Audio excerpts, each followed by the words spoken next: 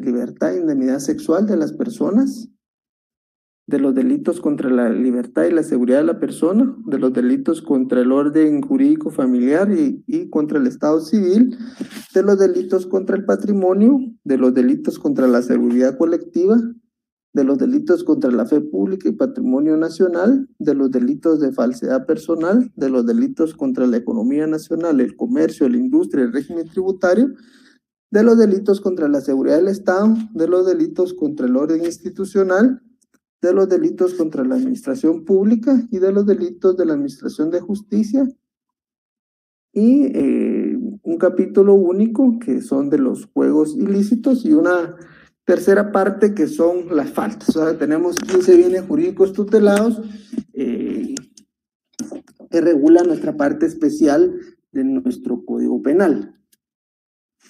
Bueno, vamos a hablar un poquito acerca cuál es el objeto del estudio de la parte especial del derecho penal. Ya vimos que nuestro Código Penal está dividido en tres partes. La parte general, la parte especial, y la parte especial se divide en delitos y faltas. Entonces, el estudio de la parte especial del derecho penal es el conjunto de disposiciones, proposiciones jurídicas con base en las cuales el legislador formula y describe delitos particulares y le asigna penas o medidas de seguridad. En la parte especial, como dijera Rodríguez de Besa, no se trata de saber cuáles son los caracteres comunes de todas las figuras delictivas, sino de estudiar los específicos de todas y cada una de las distintas individualizadas conductas delictivas previstas por el ordenamiento. En la parte especial, pues no vamos a estudiar la acción, el concepto de autor, el concepto de lesión, del deber objetivo de cuidado, el concepto de posición garante. Ya son materias que incumben en la parte general. En la parte especial vamos a estudiar acciones concretas, como por ejemplo este verbo rector, matar, sustraer, defraudar. Características especiales que deben concurrir en una persona para poder ser autor de un delito determinado, deudor, quebrado, ascendiente, etc.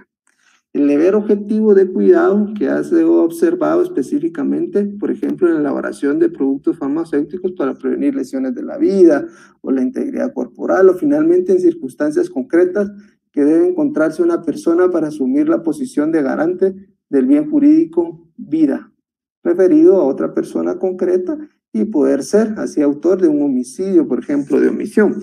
Quiero comentarles que en nuestro Código Penal vamos a ver en estas clases, 3 clases, lo vamos a dedicar a delitos contra la vida. Vamos a analizar casos concretos y podemos ver que en este bien jurídico tutelado está regulado en el artículo 123. Ahí iniciamos. Bueno, vamos a hablar o entablar discusiones acerca sobre el delito de homicidio. Pero ese delito de homicidio no es igual al delito de homicidio culposo, o no es igual tampoco a un delito de homicidio preterintencional, y tampoco es igual a un delito de homicidio en estado de emoción violenta. Aunque al final la consecuencia sea matar a la persona. Y no es igual, por ejemplo, tampoco un homicidio a darle muerte con ciertas agravantes que incluye el delito de asesinato, porque un asesinato y un homicidio no es igual, aunque la consecuencia al final sea matar a la persona. Esos van a ser las diferencias. Vamos a ver también sentencias de Corte Suprema de Justicia con relación a los fallos que ha emitido en Cámara Penal en las casaciones presentadas ante las resoluciones de las salas jurisdiccionales. Bueno, eso es por una parte, eso es lo que vamos a ir analizando en cada caso concreto. Vamos a ver un poco de doctrina antes de entrar a casos reales con sentencias y ver también cómo es que se han resuelto y qué diligencias de investigación se han podido llevar a cabo para poder darle un valor probatorio a toda esa evidencia que produce el Ministerio Público y presentada ante los órganos jurisdiccionales. Entonces, como les decía, en esta situación, nuestro Código Penal está dividido, la parte general, una parte especial y el libro tercero que habla sobre las faltas, ¿verdad? Y la parte especial están suscritos los 15 bienes jurídicos tutelados, que ya dice mención, que regula, que es del artículo 123 al 479, y el libro tercero de faltas que inicia del 480 y termina en el 498. Lo habíamos platicado en el primer módulo de este diplomado, que nuestro Código Penal es un mapa. Nosotros realmente debemos de saber, y siempre lo he dicho, un catedrático que me dio hace muchos años clases en la universidad me dijo, mire, usted lo que tiene que saber, ¿qué es la figura jurídica que está estudiando? Su naturaleza jurídica y dónde está en el código. Eso es realmente lo que nosotros tenemos que saber. ¿Cuál es la naturaleza jurídica? ¿Qué es la figura jurídica que estamos estudiando? ¿Y dónde se encuentra en nuestro código? Por eso quise traer a colación que nuestro código está conformado con 498 artículos, del 1 al 122. Hablamos de toda la parte general, y el libro segundo, que es la parte especial, que están los delitos, del 123 al 479, y el libro tercero, del 480 al 498. Eso es lo primero que nos tenemos que aprender nosotros en nuestro Código Penal. Bueno, yo quisiera que comentaran en el chat realmente qué miran ustedes en esa fotografía, o qué significa esa fotografía cuando uno la mira. Y por ejemplo, el guatemalteco, ustedes saben que hay un accidente y pasa y se queda viendo y empieza el tráfico. Pues hay una persona fallecida, su bicicleta se mira ahí que está pues lastimada. Se encuentra la gorra, un zapato, está la policía, que acordonaron el área. Entonces aquí hay un bus. Entonces miramos esa situación y decimos, bueno, le dieron muerte a esa persona, pero ¿en qué delito podemos encuadrar esa acción? Bueno, podríamos decir, bueno, yo imaginándome el chofer del bus, su vecino, lo vio y utilizó su vehículo y sabía que todas las mañanas, por decirles algo, a las 10 de la mañana, salía de su lugar de trabajo o el lugar donde habita, y pues el que manejaba el bus llegó a esa hora y pues lo atropelló. Ah, bueno, pero entonces sí hubo una planificación, sí hubo una línea de tiempo. Entonces no podemos hablar de un homicidio culposo, porque entonces ya tenemos ciertas agravantes del intercriminis. Recordemos la fase interna y una fase externa. La fase interna es la planificación y la fase externa es ejecutarlo. Entonces no podríamos hablar de un homicidio culposo, no podríamos hablar tampoco de un homicidio, sino que posiblemente podríamos hablar de un asesinato. Pero en este caso yo considero, pues esa ya es la investigación del Ministerio Público, que va a determinar qué tipo de acción fue la que cometió el individuo con base a los elementos de investigación que se van a recabar durante toda la investigación. Pero a simple vista yo podría decirles a usted, o ustedes se podrían formar un criterio, podríamos imaginar muchas cosas, que muy probablemente es un homicidio culposo, porque anda en bicicleta. Probablemente el deber de cuidado no lo tuvo la víctima, podría ser, o el chofer en una excesiva velocidad pues no tomó las precauciones y atropella a la persona. Entonces estaríamos hablando de un homicidio culposo. Entonces, para hablar un poquito del homicidio culposo, vamos a hablar acerca de qué es un homicidio culposo. Un homicidio negligente, también llamado homicidio culposo, involuntario, es un delito que consiste en causar la muerte. En todos los delitos, homicidio en riña tumultuaria, homicidio preterintencional, homicidio en estado de emoción violenta, homicidio simple, asesinato, parricidio, infanticidio, femicidio, todos tienen un verbo rector, que es dar muerte, pero cada uno es diferente la conducta en que se puede dar. Entonces, eso es cada uno. Por ejemplo, en el homicidio culposo tenemos que ir a hacer el análisis si existe de lo que establece el artículo 12 de nuestro Código Penal. Vamos a ver, el artículo 12 dice del Código Penal es delito Es culposo cuando ocasión de acciones o omisiones lícitas se causa con un mal por imprudencia, negligencia o impericia. Los hechos culposos son punibles en los casos expresamente determinados por la ley, o sea que hay homicidios culposos, lesiones culposas, bueno. Entonces podemos hablar de eso, pero una de las causas es que no existe dolo, no hay esa intención. Por ejemplo, vimos en la parte general la diferencia entre dolo y culpa. Y bueno, vamos a entrar un poquito pues, en el tema del homicidio culposo. Pues si miramos esta fotografía, miramos los zapatos, miramos sangre, pues ahí nos imaginamos, podría ser un asesinato, un homicidio, un femicidio, un parricidio, no sabemos, pero cada uno de estos delitos, como les dije, la causa final es dar muerte, pero tiene distintas características cada uno de estos tipos penales. Asimismo, también vamos a, permítame, solo voy a, bueno, entonces para poder entender un poquito cada uno de estos tipos penales, vamos a ver qué dice nuestro Tribunal de Cámara Penal, Corte Suprema de Justicia, cómo ha resolvido estos casos.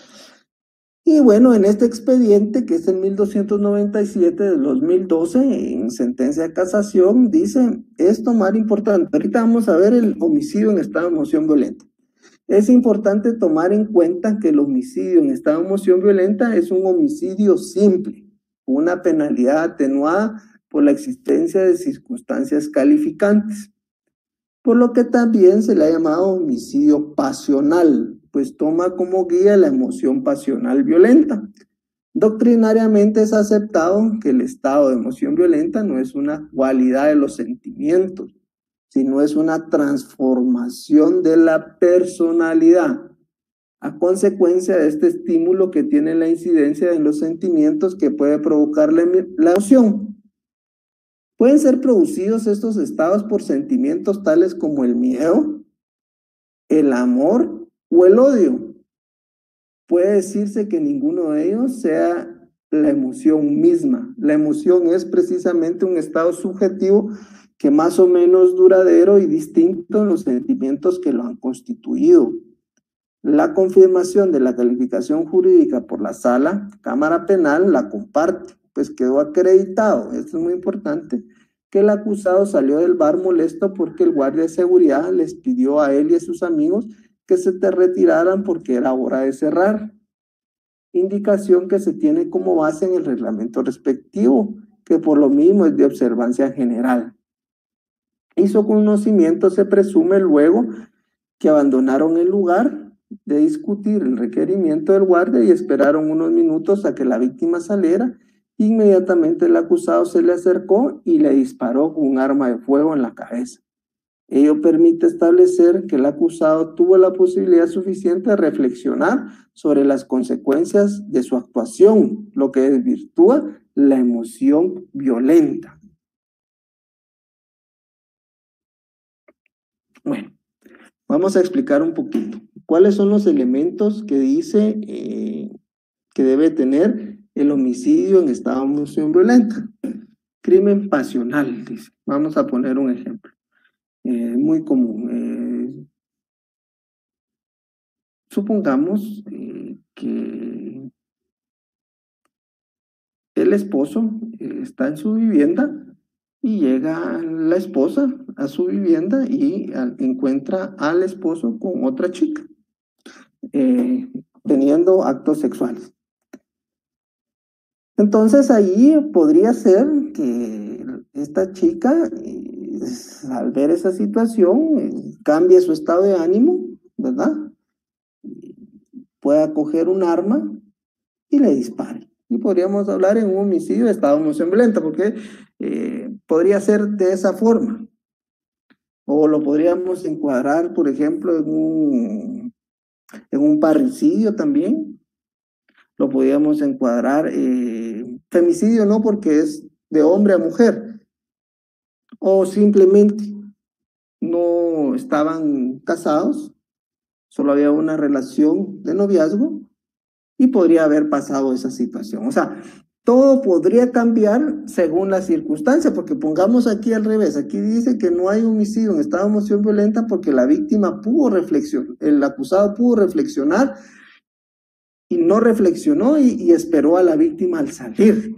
Incluso no podríamos decir que podría ser un homicidio, sino incluso podríamos decir que es un asesinato. A lo que quiero llegar es que hay que verificar qué fue la conducta que hizo el acusado y que se encuadre en el tipo penal que regula nuestro código.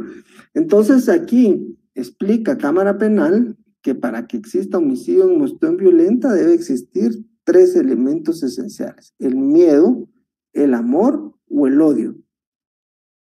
Circunstancias que podrían modificar la calificación jurídica si, por ejemplo, puede ser amor inversa. El esposo llega a su casa y encuentra a su esposa teniendo un acto sexual.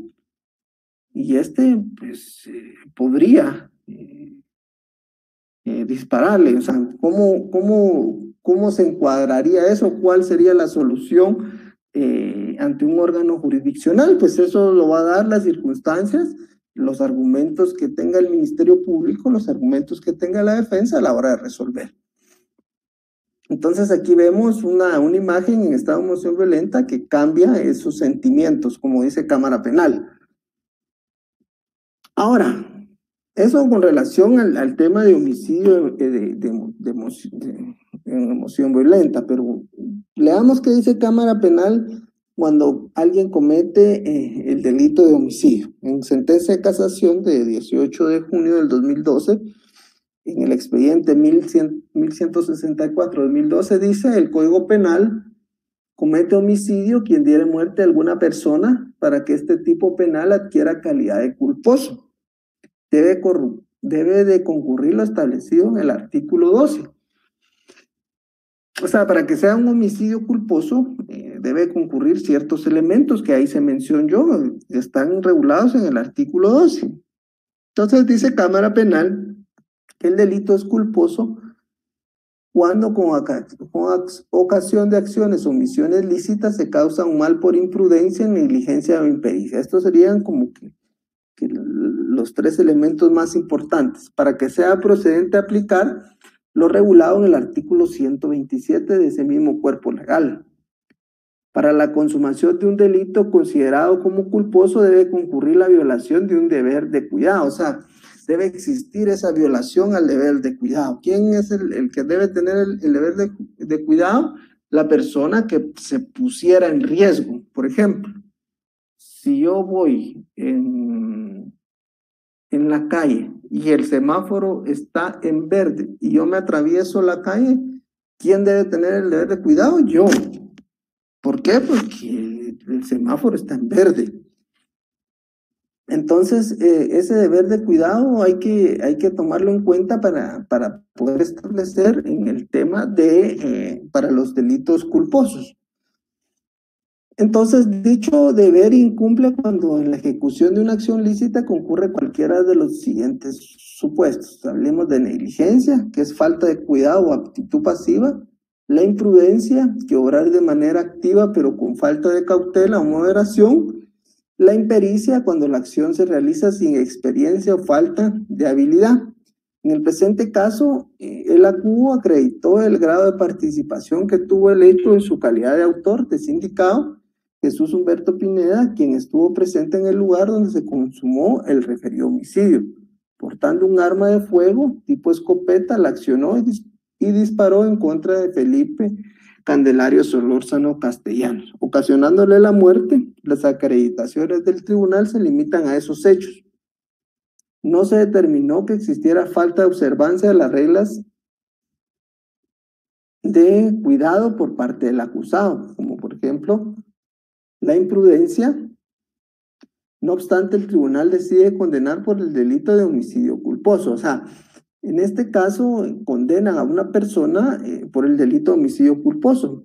Y en sentencia de casación dice, ello es contrario a los principios y normas que rigen nuestro sistema penal, pues no se puede, para efecto de calificar jurídicamente los hechos, incluir elementos fácticos sobre los cuales no existe prueba alguna, y por ello no quedaron acreditados en el juicio por el propio tribunal sentenciante. El tribunal sentenciador ciertamente le dio valor probatorio a la declaración del sindicado, quien en síntesis declaró haberle dado muerte accidentalmente a la víctima.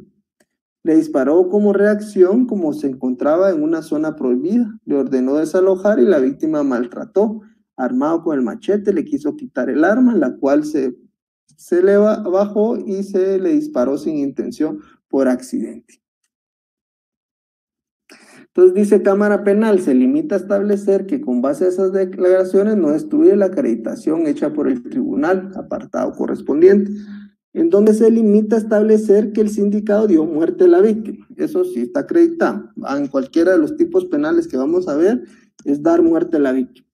Sin más, lo que sí puede extraerse de esa declaración es que en el homicidio se realizó en circunstancias de conflicto, pues en el dicho sindicado que se complementa con las declaraciones de testigos que ciertamente no lo son el hecho en sí, pero que acreditan que se extrae que la muerte de la víctima se dio en circunstancias en que estaba preparando una iguana en un zanjón que divide a dos fincas. Por lo anterior, este tribunal, o sea, lo que resuelve Cámara Penal, estima que el hecho no puede ser calificado como homicidio culposo, porque las circunstancias acreditadas desprenden del delito de homicidio sin adjetivos, y por lo mismo el recurso de casación planteado debe declararse procedente y en consecuencia debe declararse que el acusado es responsable del homicidio y debe aplicarse la pena mínima en consideración que no acreditaron hechos que permitan elevar la pena, de conformidad con el artículo 65. ¿Qué sucede en este caso? El tribunal de sentencia lo condena por el delito de homicidio culposo. Sala jurisdiccional, pues confirma el fallo del tribunal, el Ministerio Público plantea casación y Cámara Penal dice, no, aquí no hay elementos suficientes para acreditar que hubo un homicidio culposo. Aquí lo que hubo es un tipo penal de homicidio, por eso les digo, dar muerte a una persona, sí, esa es la finalidad y la prohibición, que no puede un individuo darle muerte a una persona. Pero va variando el tipo penal de acuerdo a las circunstancias y a los elementos de investigación que el Ministerio Público pues plantee en su momento. Ahora, ¿por qué estamos hablando ahorita de casaciones y de fallos? Porque sí hay que ver elementos antes de entrar a los casos concretos y entrar a la doctrina sobre estos tipos penales. Es importante también conocer cómo resuelven nuestros órganos jurisdiccionales, tener esa doctrina legal, esa jurisprudencia y pues aplicarla. Entonces, dice Código Penal, en este caso que es el 544-2011, en sentencia de casación de fecha 2 de abril del año 2012, dice que el artículo 123 regula, comete homicidio quien diere muerte a alguna persona. Ese es el tipo penal, artículo 123. Comete homicidio quien diere muerte a una persona. Para este tipo penal para que éste adquiera la calidad de culposo debe concurrir en lo establecido en el artículo 12.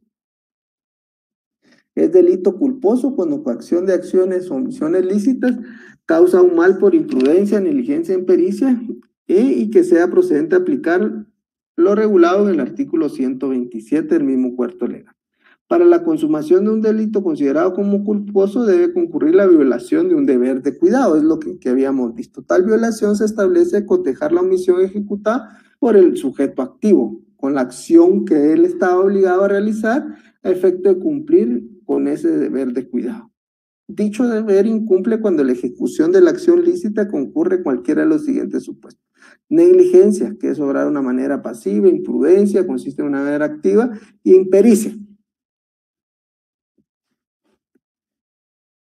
Entonces, vimos, si vamos y analizamos nuestro código, hablamos del artículo 123 que habla de homicidio. Y también hablamos del homicidio en estado de moción violenta La diferencia, también otra de las diferencias, vimos que el homicidio en estado de noción violenta debe tener características como el odio, el amor, y el homicidio es solo darle muerte a una persona y que concurra con los elementos positivos de la teoría del delito. Y también hay otro tipo penal que es el homicidio en riña tumultuaria, y hay otro homicidio preterintencional y el homicidio culposo.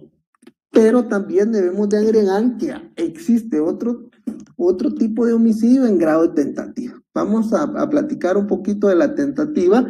En la tentativa, recordemos, está regulado en el artículo 14 de nuestro Código Penal. Vamos a recordar qué es la tentativa. Aquí tengo mi Código Penal y vamos a recordar que la tentativa está regulada en el artículo 14 y establece lo siguiente. Hay tentativa cuando con el fin de cometer un delito se comienza su ejecución por actos exteriores idóneos y no se consuma por causas independientes de la voluntad del agente. Entonces miremos aquí qué establece que es homicidio en grado de tentativa. Cuando hablamos de homicidio en grado de tentativa es que la persona no murió, ¿correcto? Pero sí estuvo en peligro su vida. ¿Qué significa esto? Alguien embosca a una persona o hay una discusión y le hace 10 disparos y uno de los disparos perfora, por ejemplo, uno de los riñones. Y pierde el riñón, estuvo en coma, bueno, pero no muere. Entonces podemos hablar cuál era la intención, hacer 10 disparos, matar a la persona, pero por causas ajenas y por la voluntad de Dios no muere. Entonces estamos hablando de un homicidio en grado tentativo, pero miremos qué dice la doctrina con relación a este tema. Dice en la casación de 31 de mayo del 2012, en el expediente 1016-2012, establece que el argumento central de la entidad casacionista indica que la calificación real corresponde a darle a los hechos el homicidio en grado de tentativa y no lesiones leves. Este caso en particular fue condenado por lesiones leves, pero el casacionista dijo, no, aquí no hay lesiones leves, sino que lo que hay es un homicidio en grado de tentativa. Entonces dice lo anterior en virtud que conforme a la prueba testimonial pericial aportada en el juicio, se demuestra que la intención del sindicado era destruir la vida. O sea, para que haya tentativa en un homicidio, la intención debe ser matar a esa persona. Entonces dice, conforme a la prueba testimonial y pericial, se demuestra que la intención del sindicado era destruir la vida de René Humberto Hernández Pérez, pues el ataque lo dirigió contra una parte vital del cuerpo del agraviado, es lo que le estaba hablando. En el presente caso, el juicio de la sala, al validar la sentencia de primer grado, es que la acción antijurídica realizada por el sindicado contra el señor René Humberto Hernández Pérez fue con el ánimo de lesionarlo físicamente. Esos eran los argumentos de la defensa. Válidos, por supuesto, porque el abogado defensor debe de velar porque sea lo más beneficioso para su cliente. Entonces, me imagino que dentro de los argumentos de la defensa era que la intención no era matarlo, sino únicamente lesionarlo o tener un control sobre la víctima. Y dice que el sindicado, dice, con el ánimo de lesionarlo nada más físicamente, sino con el fin de causarle la muerte. Cámara Penal disiente de tal criterio en virtud, dice que los hechos acreditados se extraen elementos objetivos idóneos para determinar el actuar ilícito del procesado. Fue con ánimo de darle muerte a la víctima, o al menos pudo representarse ese resultado. Y pese a ello ejecutó el acto. Entre esos elementos objetivos deben de apreciarse los siguientes. El medio empleado. ¿Cuál fue el medio empleado del sindicado? Eligió y utilizó un arma blanca, tipo cuchillo, para causarle daño a su víctima, siendo ese medio idóneo no solo para causar lesiones, sino también para causar la muerte. La forma en que se produjo el hecho consta que previo a su ejecución el sindicado profirió insultos, amenazas a la víctima, lo que demuestra la existencia de un dolo de actuar. La localización de la herida producida a la víctima, la herida se produce en la región del tórax, a nivel de la tetilla derecha, parte del cuerpo donde se ubican órganos vitales del ser humano. al sufrir la lesión puede causar la muerte. Entonces, pues el homicidio en grave tentativa es tener la intención de matar a la persona, pero por causas ajenas no se pudo ejecutar y por la voluntad de Dios no muere esta persona. Podemos hablar de un homicidio en grave tentativa, siempre aplicando el artículo 14 de nuestro Código Penal. Pero ¿cuál sería esa pregunta lógica? ¿Cuál sería el medio idóneo para acreditar que sí estuvo en peligro la vida? Y efectivamente va a ser el dictamen médico forense del Instituto Nacional de Ciencias Forenses, porque ahí va a determinar a la hora de que ellos hagan el análisis físico de lesiones y todo lo correspondiente a su peritaje, van a poder establecer dicha situación.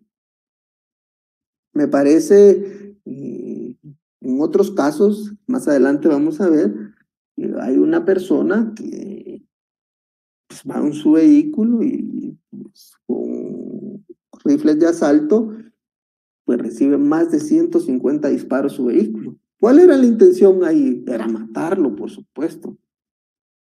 Correcto. Si alguien dispara 150 disparos en un vehículo con armas de asalto, que utiliza el crimen organizado, pero resulta que ningún disparo dio en su integridad física.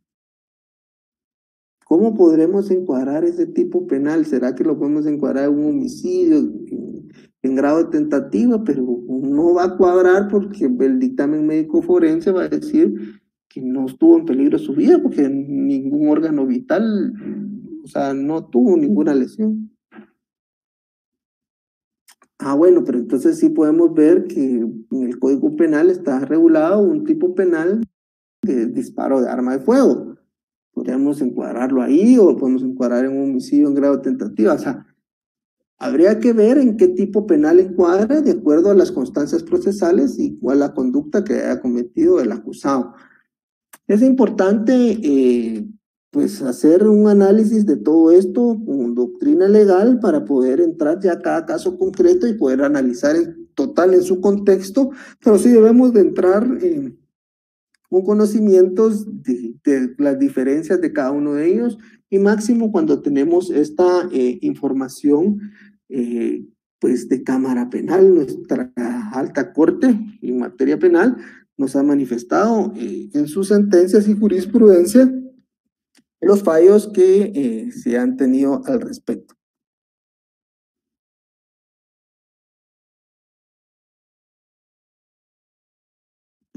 ¿Sí escuchan?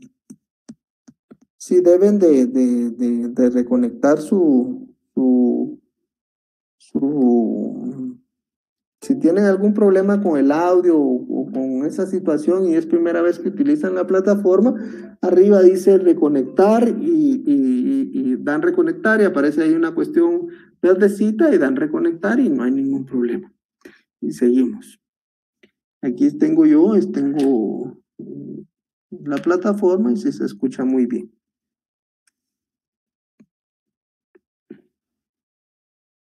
Entonces dice que con base a esos elementos objetivos se concluye que los hechos resultan de sublimes en el tipo de homicidio en grado de tentativa y no en el tipo de lesiones leves como lo calificaron los tribunales ordinarios. Ello porque como quedó acreditado el procesado ejecutó actos exteriores idóneos para dar muerte al agraviado y si bien la misma no se produjo, fue por causas independientes a su voluntad, las que no necesariamente que el juzgador determine ni individualice, pues basta con la acreditación que el sujeto activo, no obstante la posibilidad de representación del resultado homicida, ratifica su voluntad de ejecutar el acto.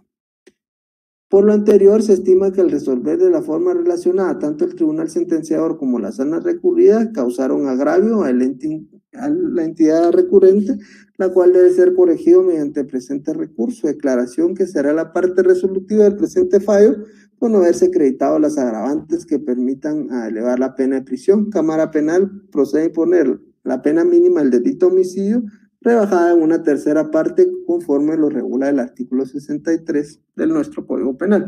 Por eso debemos de también manejar nuestra parte general. Recordemos que a los delitos en grado de tentativa se le impone la pena que regula nuestro Código Penal, ¿verdad? Si el homicidio es de 15 años a 40, entonces a esta persona le pusieron 15 años, ¿verdad? Pena mínima, rebajada en una tercera parte, porque así lo establece el artículo 63 cuando los delitos son cometidos en grado de tentativa. Bueno, entonces, viendo estas reseñas de nuestra Cámara Penal, algunas sentencias que han dado y las diferencias que se pueden dar entre el homicidio, homicidio en grado de tentativa, homicidio preterintencional, un homicidio en estado de emoción violenta, riña tumultuaria, pues vamos a hablar un poquito, antes de entrar a los casos, porque les tengo preparados varios casos, van a ser 3 clases solo de estos tipos penales. Vamos a hablar ahorita precisamente de qué es el homicidio. Dice, comete homicidio quien diere muerte a alguna persona. Al homicidio se le impondrá una pena de prisión de 15 a 40 años. Entonces, pero no nos da más elementos. Solo el Código Penal dice dar muerte. Pero aquí tenemos que entablar una situación en su conjunto. Y el homicidio, pues tenemos que hablar un poquito de los antecedentes históricos. El homicidio, dice, es tan antiguo como la aparición misma del género humano. En la era cuaternaria, antropozoica y psicozoica.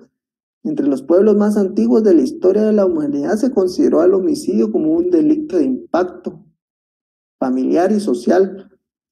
Habida cuenta que los gens tenía gran importancia entre la horda y la tribu.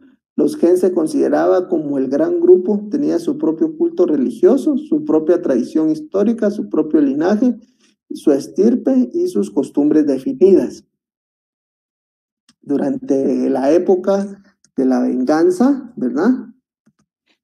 Podemos decir que prevaleció el reconocimiento de la ley talonaria y el sistema composicional que permitía, por una parte, hacerse justicia por su propia mano y en otra comprar el derecho de venganza del ofendido. En la antigüedad, los homicidas eran separados del clan, encerrados en cavernas con alimentos racionados, pero si el crimen era con escándalo, la muchedumbre llegó a quemarle sus chozas. O sea, este delito de homicidio pues es desde el mismo origen del ser humano. También podemos hablar que en el homicidio tiene ciertas características.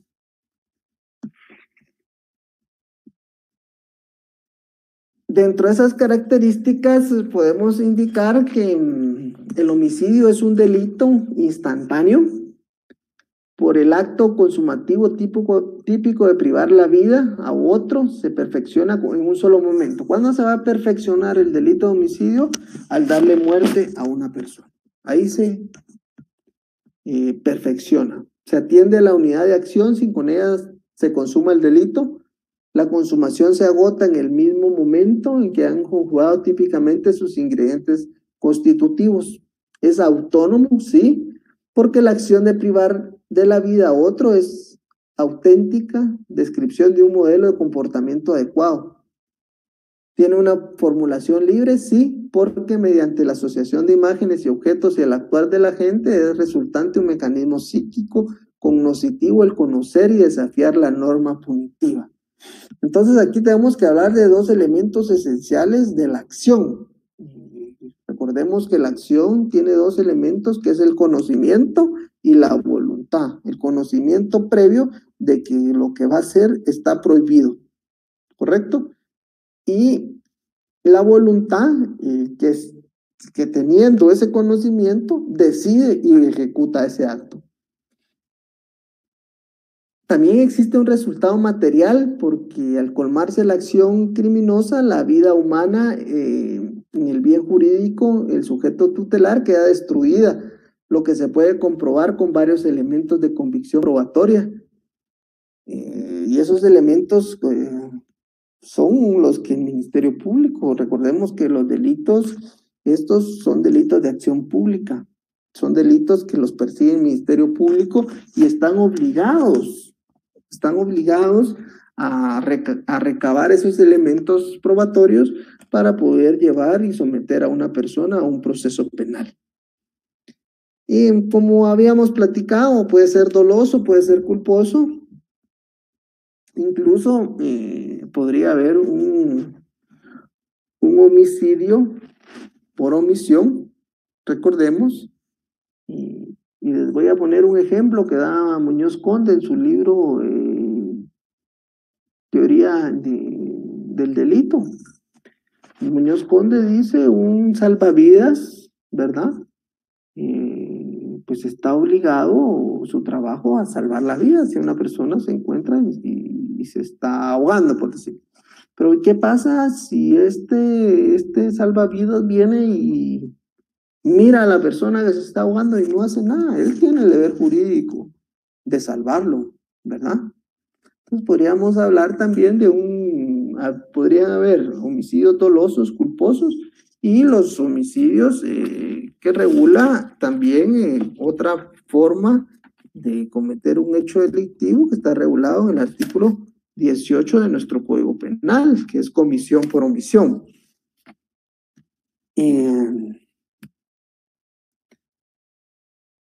Ese dolo de muerte o el ánimo de matar es un elemento fundamental sobre el cual gira toda la imputabilidad penal en el delito de homicidio simple. Es el ánimo o voluntad de matar expresada por el sujeto activo. Es tan fundamental este elemento que se desprende toda la doctrina en la tipificación de la tentativa de homicidio y su diferencia con el delito de lesiones, sean estas gravísimas, graves o leves. Esta diferenciación radica en la doctrina subjetiva, la tentativa y la ausencia de resultado dañoso, la muerte de la persona. Pero si la producción de un daño en la mente, en la salud o el cuerpo de la persona, podríamos hablar de lesiones. ¿Cuáles son esos elementos de la existencia del dolo de muerte? Pues en los antecedentes personales nos referimos, es necesario investigar el comportamiento tanto del victimario como de la víctima. Pero prácticamente lo podemos resumir. Hay dolo cuando cumplen los elementos positivos que concurren en esa situación, y para eso tenemos claro lo que establece el artículo 13 de nuestro Código Penal.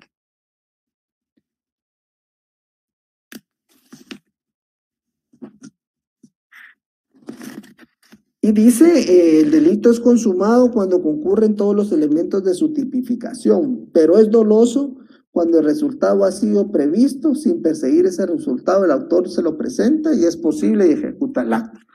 Entonces, esos elementos los debemos de ir analizando, ir aplicando a cada caso concreto. Y algo muy importante, lo que habíamos hablado con las sentencias de Cámara Penal, cómo se produjo ese hecho para poder encuadrar la norma en el hecho concreto. Esto significa que es de suma importancia considerar que para la configuración del dolo de muerte, en qué forma la ejecutaron esos actos materiales propios del delito, es decir, se hace necesario realizar una investigación particular en el escenario del crimen con el fin de establecer las circunstancias. ¿Vieron las fotos que vimos al principio? Vimos a un bus, vimos a un muchacho tirado en su bicicleta y pues podemos decir, pues si era su vecino y habían problemas, pues utilizó el bus como un arma y lo mató. Entonces podemos hablar de un asesinato, podemos hablar de un homicidio, o puede ser un homicidio culposo. ¿Verdad? O pudo haber sido también un homicidio en estado de emoción violenta. Les voy a comentar un caso. Fíjense que ese caso se resolvió de esa forma. Había un muchacho, pues sale de su trabajo, un bus del servicio público, pues ustedes saben que andan siempre peleando por pasaje, por meter más a la gente, y saliendo de su trabajo vienen y chocan. Y se baja el del bus bien enojado, se baja el otro muchacho bien enojado, empiezan a discutir, y viene el otro muchacho, quiso sacar un bate, y viene el otro muchacho, saca su arma de fuego y le dispara. Bueno, entonces pues, es un problema que hay que resolverlo. Porque, ¿será que es homicidio? ¿Será que es homicidio en estado de emoción violenta? ¿Es un homicidio preterintencional que no quiso? Pues eso se va a discutir en un órgano jurisdiccional para poder determinar realmente cuál es el tipo penal, pero lo importante para resolver ese problema es cómo se produjo ese hecho. También, pues aquí hablamos un poquito del tema del homicidio en estado de emoción violenta, ya esto es una cuestión más doctrinaria, porque sí me gustaría platicar un poquito acerca del homicidio en estado de emoción violenta. Dice, y esto es lo que dice la doctrina. Ya vimos lo que dice Cámara Penal, que es la jurisprudencia, pero la doctrina dice que la emoción es un estado en el que la personalidad experimenta una modificación por forma de un estímulo que incide en los sentimientos. Se ha dicho que con frecuencia que la emoción es un sentimiento de calidad. Los sentimientos podrá ser más o menos probable en uno u otro del estado emocional, pero no en la emoción misma. Sentimientos dispares en su naturaleza, como el amor, el odio, pueden dar lugar a la emoción. La ley emplea correctamente la expresión de estado de emoción violenta. Lo importante de ese estado, porque es la razón del atenuante, es que haya hecho perder el sujeto pleno dominio de su capacidad reflexiva. Eso es lo que dice que es el estado de emoción violenta, que lo saque de esa capacidad reflexiva de poder pensar y que en sus frenos inhibitorios estén disminuidos en esa función. Bueno, eso hay que probarlo también en el proceso. Es imprescindible, pues, el agente violentamente emocionado en su acción jurídica de la emoción, es el estado de conmoción, el ánimo en sentimiento, alcanzando límites de gran intensidad. Es exagerado requerir que la emoción produzca una transformación transitoria de la personalidad del agente, porque se puede a estar emocionado sin que cambien los rasgos fundamentales de la personalidad del sujeto. Eso es una situación que en un caso concreto habrá que probar estos elementos esenciales de la emoción, de su capacidad de reflexión en los casos de homicidio cometidos en estado de emoción violenta. Las características, pues podemos hablar que se trata de una alteración de carácter temporal que incide sobre la capacidad del razonamiento del sujeto. Que se produzca el estado de emoción violenta es indispensable en la concurrencia de una causa externa no buscada con propósito, o sea, que la persona no busque esa emoción violenta y que sea de tal naturaleza que impida a un sujeto normal de capacidad de razonar, de prever y aceptar ese resultado dañoso. La concurrencia de la causa externa se proyecta sobre el elemento de culpabilidad, disminuyendo en consecuencia la voluntad criminal. Que por lo demás, o sea, es una falta de esa acción del conocimiento y de esa voluntad. La figura del homicidio en estado de emoción violenta posee todas las características esenciales de un homicidio simple y que la incidencia de la regulación se encuentra en la disminución de la sanción de que el objeto sujeto produce la muerte en otras circunstancias. Ese es otro tipo de circunstancias. Ahora miremos solo con relación para que vayamos entendiendo por qué es importante la conducta de cada persona y poder determinar en qué tipo penal encuadra. Y es tan sencillo porque fíjense que ya llegamos a la conclusión que en el tema de los delitos contra la vida, pues el verbo rector es dar muerte. Estamos ahí. Pero dar muerte a una persona atrae distintos tipos penales. y hablamos del homicidio. Pero aquí tiene algo importante que es la pena, de 15 a 40 años, pero en estado de emoción violenta, la pena disminuye y es de 2 a 8 años. Y en riña tumultuaria es de 6 a 12 años. La pena disminuye. Y en el tema de homicidio preterintencional, la pena es de 2 a 10 años. Y en un homicidio culposo, la pena puede ser de 2 a 5 años. Y si es conductor de transporte público, puede aumentar de 3 a 8 años. No sé si me explico. Entonces, ¿es dar muerte? Sí. ¿Cómo se produjeron los hechos? Se va a encuadrar en el tipo penal, pero aparte la pena también es distinta. Y es una simple razón, porque los hechos pueden modificar esa calificación jurídica. ¿Qué fue lo que motivó a la comisión de ese hecho delictivo? Y para eso el Ministerio Público debe de realizar esa investigación. Bueno, vamos a platicar también acerca del tema. Debimos, bueno, en este caso hay factor de tiempo, hay factor de sorpresa, elementos. Bueno, los elementos podemos ver que es la existencia previa de la vida, ¿verdad? O sea, es un elemento, el verbo rector es matar, el bien jurídico tutelado, la vida, el sujeto activo, cualquier persona, el sujeto pasivo, cualquier persona, elemento interno, alteración emocional de cometer el hecho. Aquí es donde varía el homicidio en estado de emoción violenta con el homicidio simple.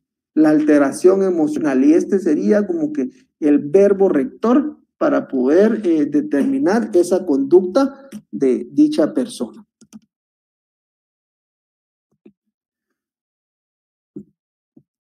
Entonces aquí ya vimos que el elemento material es darle muerte. La conducta puede ser de acción cuando la gente realiza movimientos materiales o corporales.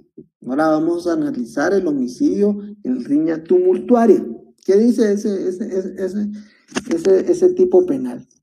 Cuando riñendo varios y acometiéndose entre sí, confusa y tumultuariamente, hubiera resultado muerte de una o más personas y constare su autor, pero los que hubieran causado lesiones graves se impondrá la prisión de 6 a 12 años, no constando que a quienes causaron las lesiones se impondrá a todos los partícipes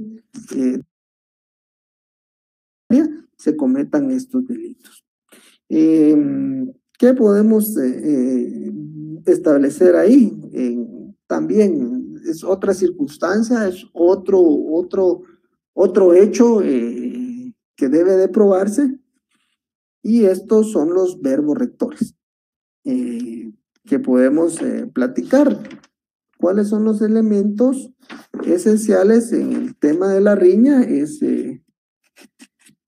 Con frecuencia los seres humanos tienden a querer resolver sus diferencias en forma violenta, y es riña donde más se nota de manera desahogar el coraje, ira, desprecio, serie, traumas complejos, reprimidos, que hacen reaccionar a veces con violencia extrema, con acciones lesivas, consistentes en golpes directos intercambiados entre dos o más personas, como por ejemplo podemos establecer en el tema de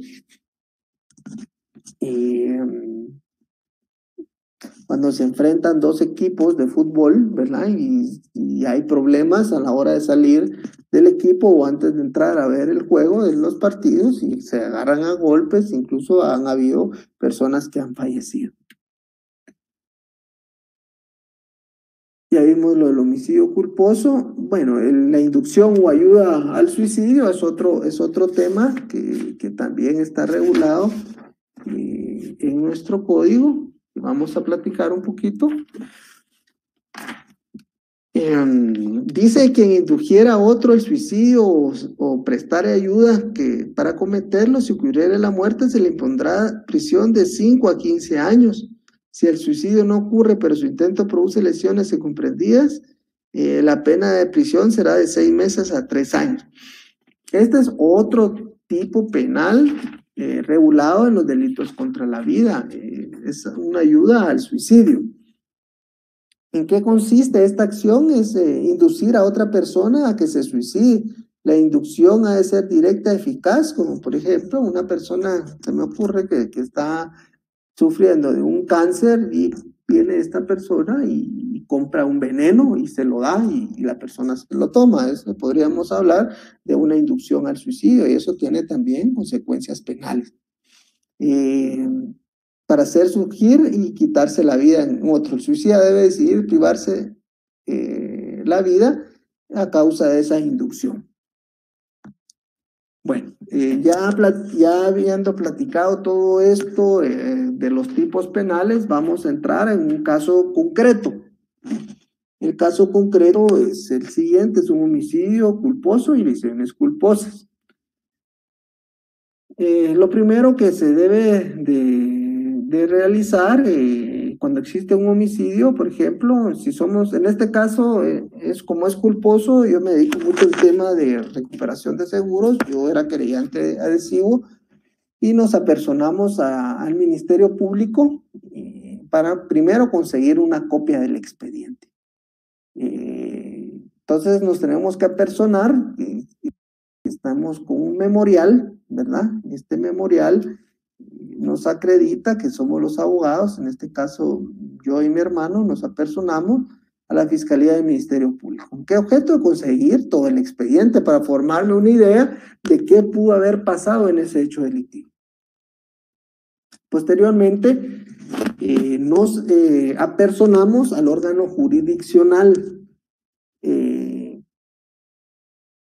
¿Por qué nos apersonamos al órgano jurisdiccional? Porque de acuerdo a nuestra ley, los jueces son los que llevan el control de la investigación. Entonces también nos apersonamos, mi hermano y yo, en este órgano jurisdiccional. Bueno, pedimos varias diligencias de investigación.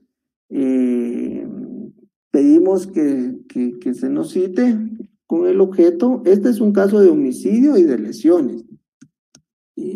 Pedimos realmente que se realizaran ciertas diligencias de investigación, como la ampliación de declaración testimonial de las víctimas, realizar declaraciones testimoniales de testigos, perfilar al sindicado por medio del sistema AFIS, solicitar informe de antecedentes penales, solicitar informe de antecedentes policíacos, se cite ampliar la declaración de agentes de la Policía Nacional Civil, los que estuvieron cubriendo ese hecho, se cite ampliar la declaración de los agentes, nuevamente se solicite el informe del registro mercantil relativo a la entidad de transportes Dalgos, que esta fue, se perfile al propietario del bus, porque este fue un hecho de tránsito en donde falleció una menor de edad, un choque de un bus urbano con un pick-up.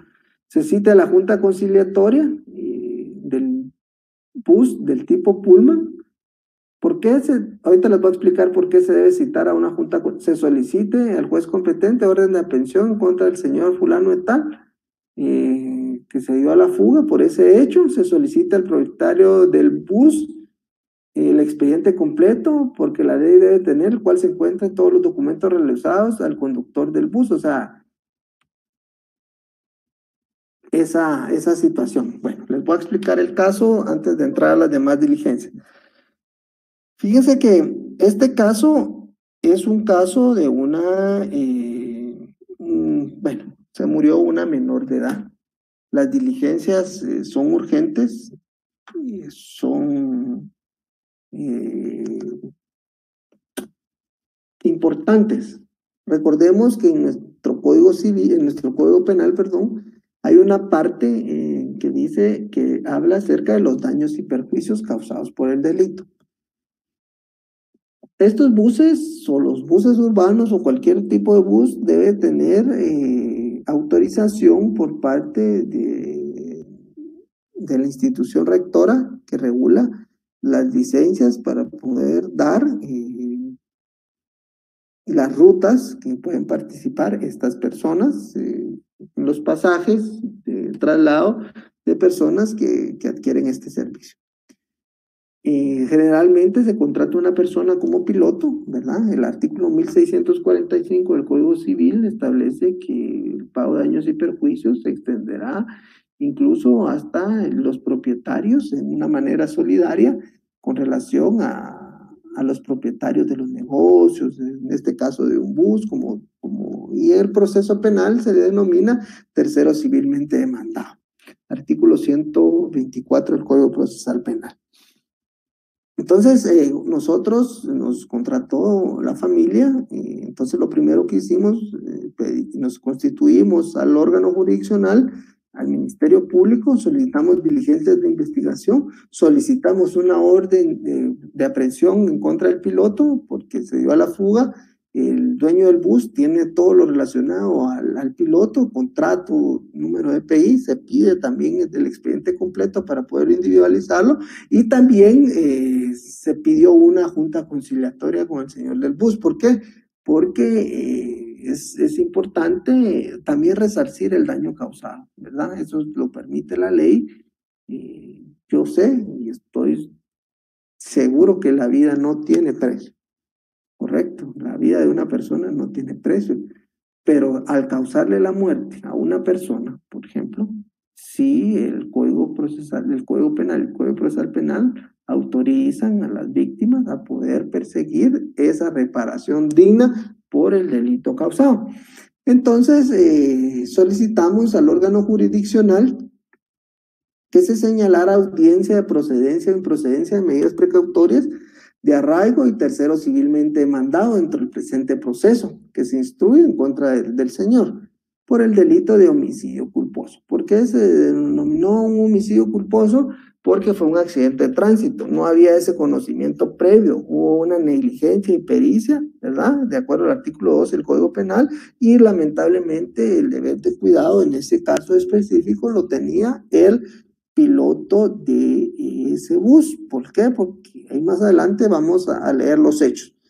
Entonces se pidió esa audiencia y se nos concedió y se nos señaló para una fecha y nos dieron medidas precautorias, audiencia de medidas precautorias de embargo, arraigo y incorporación del tercero civilmente demandado, que es el propietario del bus. Aparte está la responsabilidad penal, que es personalísima con relación al dueño del bus. Bueno, el órgano jurisdiccional se nos señaló la audiencia, se le notifican a todos los sujetos procesales, se le comunica al Ministerio Público para que se presente y se comunicó a los abogados defensores y al sindicato. Bueno, leamos qué pasó.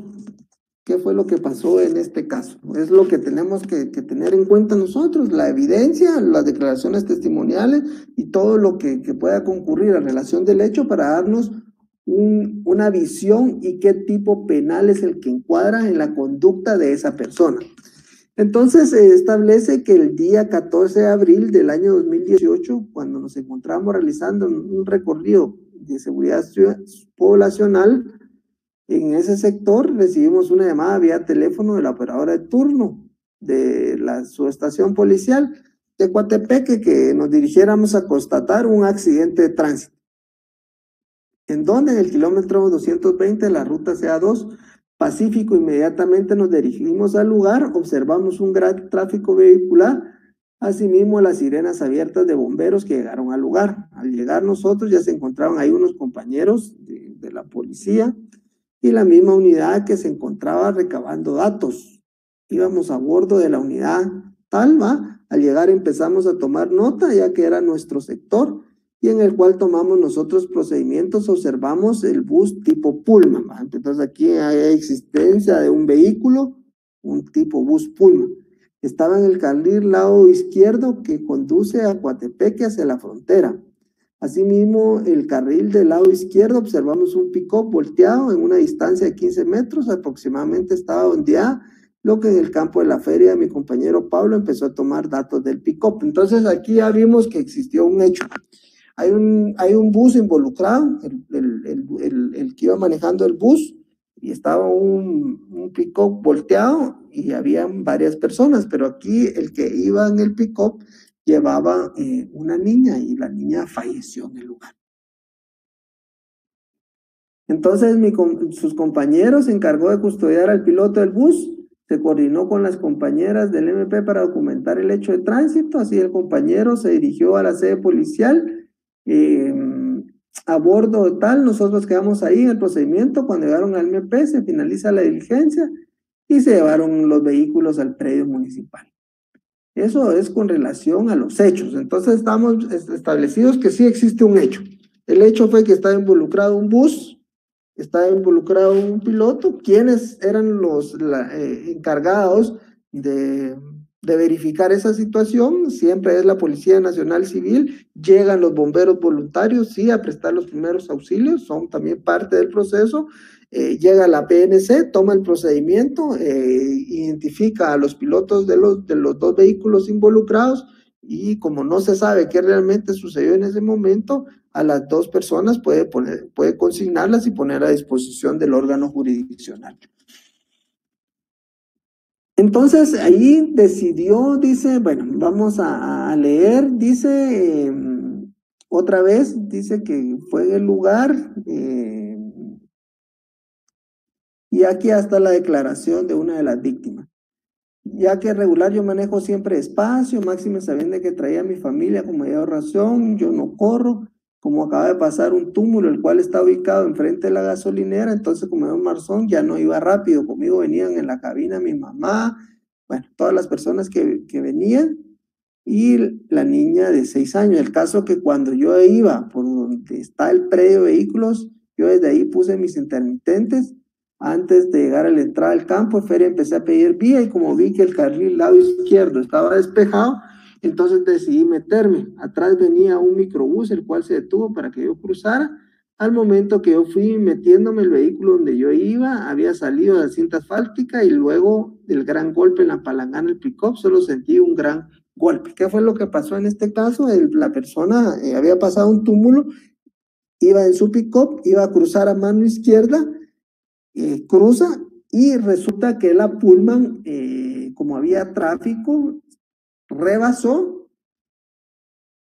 y ya no pudo detenerse y golpea el pick-up y de ese resultado quedan lesionadas unas personas y fallece una niña. Entonces esos son los hechos que debemos de tener. Entonces volvamos a lo que dijo Cámara Penal. Sí hay homicidio porque le dieron muerte a una persona. Pero ese homicidio no fue tal como lo establece el artículo 123, sino que fue aplicándole el artículo 12 del Código Penal, que hubo negligencia, ¿verdad? O impericia. Ya son elementos distintos y recordemos que la pena también es distinta. Aquí es de una persona particular de 2 a 5 años y se maneja a transporte público, sube a 8, ¿verdad? Entonces ya no son de 15 a 40. Entonces sí dieron muerte, pero es distinto el homicidio. Entonces aquí realmente con la declaración de la víctima y la corroboración de la investigación del Ministerio Público, pues se puso como la prevención policial la orden de aprehensión, y con esta orden de aprehensión se llevan al individuo, al órgano jurisdiccional para resolver su situación jurídica. ¿Qué sucedió en eso? Pues leamos la resolución. Dice, por recibido el oficio tal de la Policía Nacional Civil, que fue la prevención policial, o sea, el órgano jurisdiccional en ese momento era el juzgado de paz mixto, me imagino, con el objeto de solo tomar o hacerle saber el motivo de su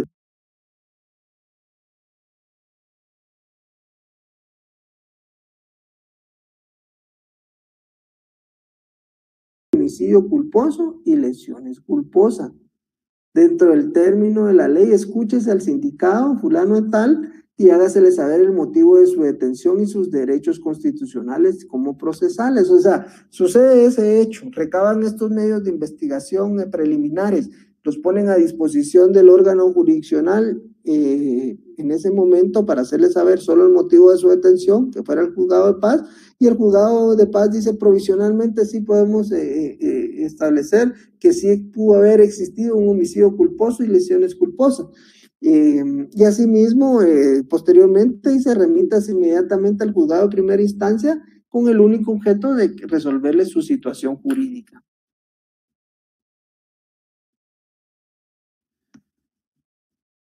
Bueno, entonces al remitir esto, se remitieron las copias, ¿verdad?, de las presentes actuaciones a la Fiscalía Distrital del Ministerio Público, con sede en esa ciudad también, y ofíciese al jefe de la estación policía y practíquese cualquier diligencia necesaria y urgente para poder determinar la verdad histórica de este hecho.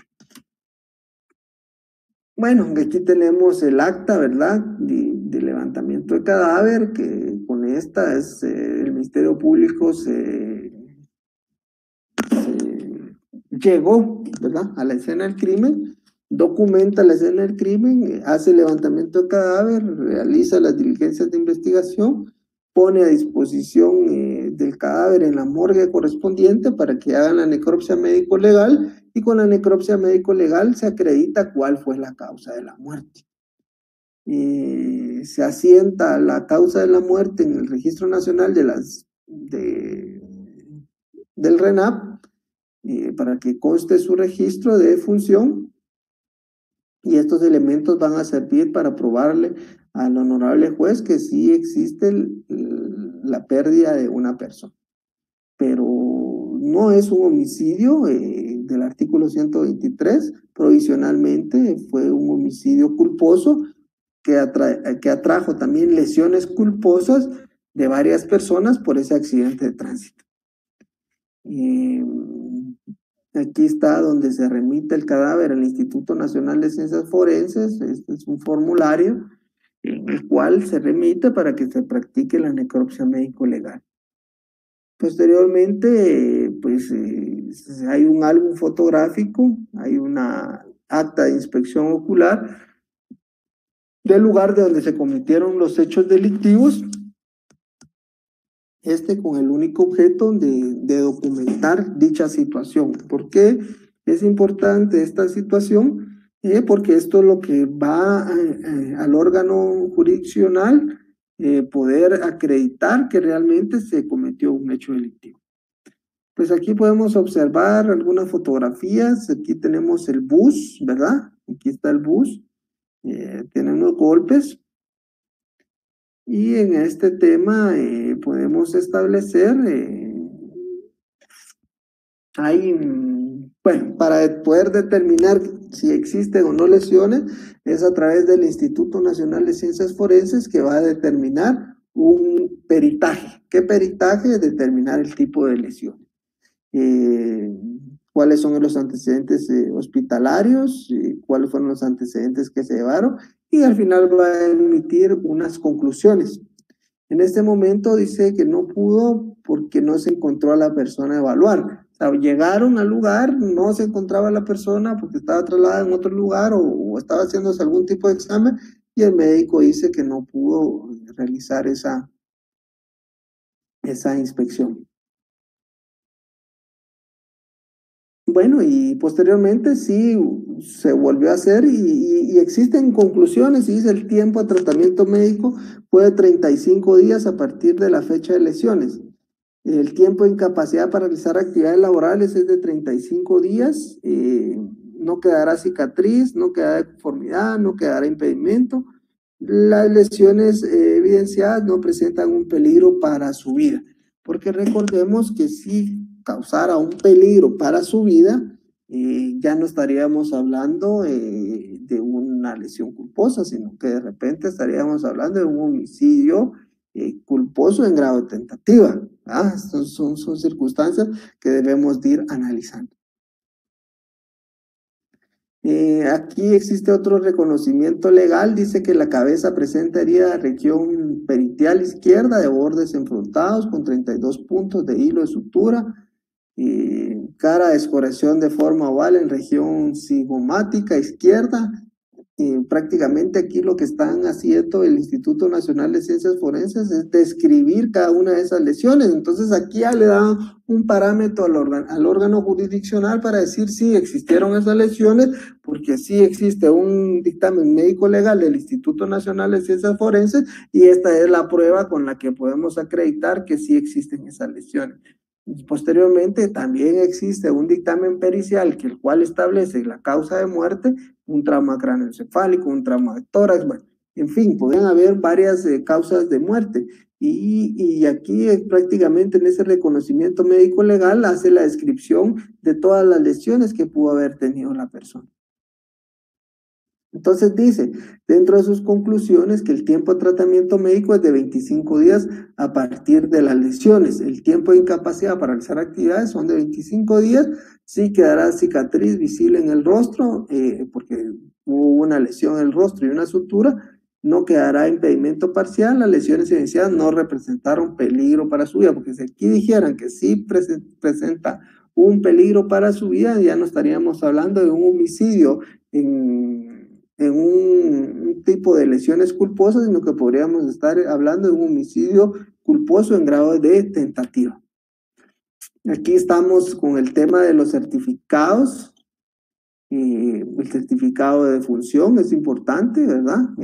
Para acreditar un acta de parte del Ministerio Público, en el cual hace constar hechos que se constituyeron al tema del hospital para realizar algún tipo de inspección o declaración de las víctimas en el hospital donde se encontraba esta persona, que era en el Hospital Nacional. Entonces podemos ver que la causa de muerte, y aquí acreditamos también cuál fue la causa de muerte, fractura, luxación de vértebras cervicales, básica, trauma cervical. Esa fue la causa de muerte. Existe un tiempo estimado de muerte que habían realizado, que era de 5 a 7 horas. Y esto del tiempo de 5 a 7 horas es importante porque con eso vamos a acreditar los elementos de modo, tiempo y lugar que exige nuestro Código Procesal Penal. O sea, esto es importante también en el tema que trabajan los médicos forenses del Instituto Nacional de Ciencias Forenses. Entonces, en el resumen de hallazgos, el doctor dice que hubo trauma craneoencefálico, fractura occipital, trauma cervical, fractura, trauma torácico, fractura clavicular, fractura de los costales, laceración y demás hallazgos. Prácticamente en ese accidente es común este tipo de resultado de hallazgos. Imagínense que la persona hubiera dicho el doctor, sí, existía una perforación de arma de fuego en la cabeza, por decirles algo. Entonces ya no estamos hablando de un homicidio culposo, pudo haber sido que a la niña la hayan llevado muerta, ¿va? Y en el accidente de tránsito no se hubiera podido encuadrar ese tipo penal y mucho menos encuadrar ese tipo penal de un homicidio culposo al chofer, porque en ningún momento se pudo haber acreditado el disparo de arma de fuego. No sé si me explico, o sea, pueden ver varias situaciones distintas y por eso es importante la necropsia médico-legal.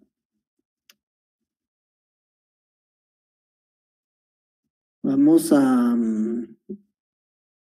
analizar, aquí está, estas fotografías, aquí tenemos, esto es la prensa, este fue el choque del bus con el pick-up y aquí está la niña, ¿verdad? O sea, quedó abajo del bus, fallecía por el golpe.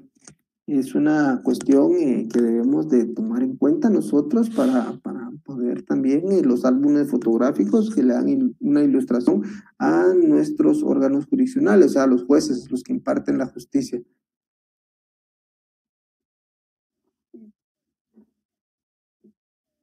Bueno, entonces, ¿qué fue lo que pasó en la audiencia? El Ministerio Público intimó el hecho del sindicado, con las circunstancias de modo, tiempo y lugar.